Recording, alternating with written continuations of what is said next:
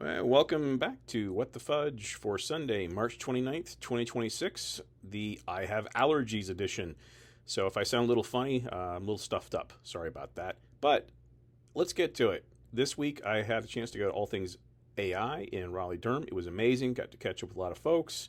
Really great. Huge number of people went. Took some video of the 500 plus person line that was literally going down the sidewalks and around the corner for folks trying to get in on particularly the second day where it was actually pretty chilly that morning in Durham.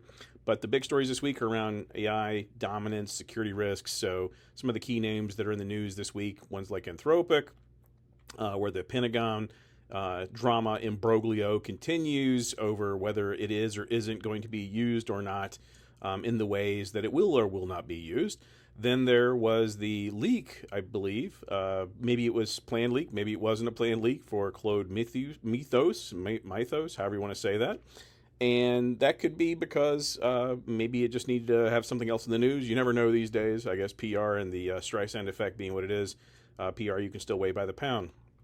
Either way, there's certainly speed and activity, all things Anthropic and Claude related. And if you look at the supply chain style view of the world, or the value chain supply side of the world, it is important to understand that other packages and malware and safety are still in the news.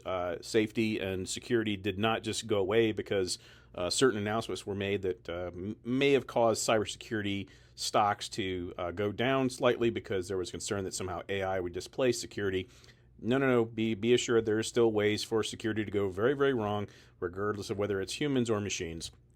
And so in this example, I think what's important to understand is that there will be the open clause, the Nemo clause, and the other variants that go faster and faster towards agentic or agents that are doing things with goals or outcomes, and they are becoming more of a, hey, I'm going to set this, forget about it, and come back later and get the benefit, or it might be something that eventually runs in perpetuity. But I think what you'll also see is some pretty strong pushback on what environments are allowed to take advantage of these autonomous software agents or agentic AIs.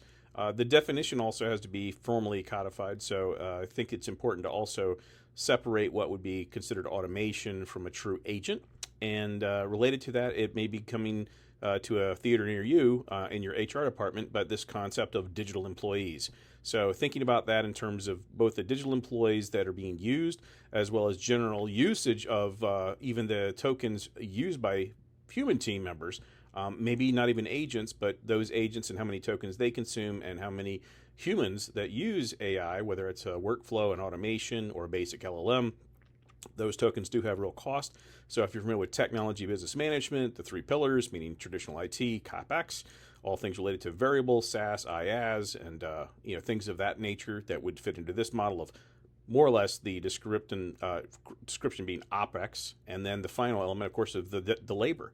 And then, of course, we'll be interested about labor as that third leg is, will that actually have a bifurcation to potentially split that third leg in two to between real human labor and digital employee labor.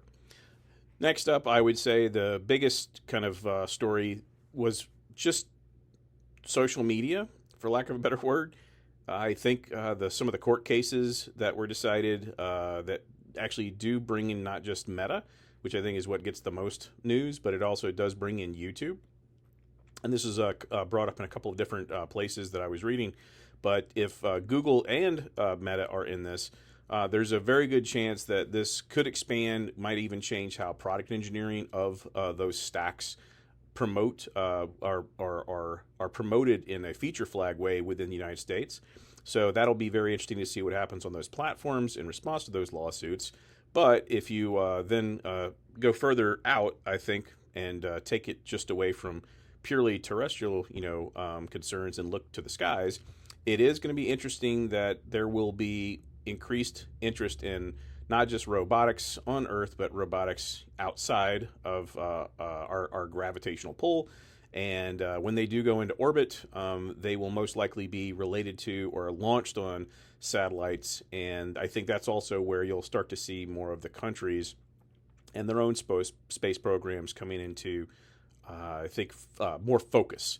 So keep an eye on that. But I think what will also happen along that way is there will be some of the benefits that are taking place in solar research and how much efficiency and energy conversion you get with the latest generation of solar energy solutions that will, I think, really change not just the precipitous drop in the cost of solar, but also the expectations of the efficiencies as well as the cost drops associated with solar. And that'll make, I think, the way that you store the energy from solar that you couldn't use during the day even more important. And you'll even see some instances where there are cement technologies or ceramic-based technologies for storing the heat to be used later. So when I read about this story, it made me think of the olivine bricks from the energy crisis eras of the 70s, from when I was a material science major and heard stories about olivine bricks and what if you made bricks, buildings out of olivine brick to help them stay basically the same temperature all the same time year round. But it's getting pretty long, so I'm going to wrap up. That was my attempt for What the Fudge Digest for March 29th, 2026.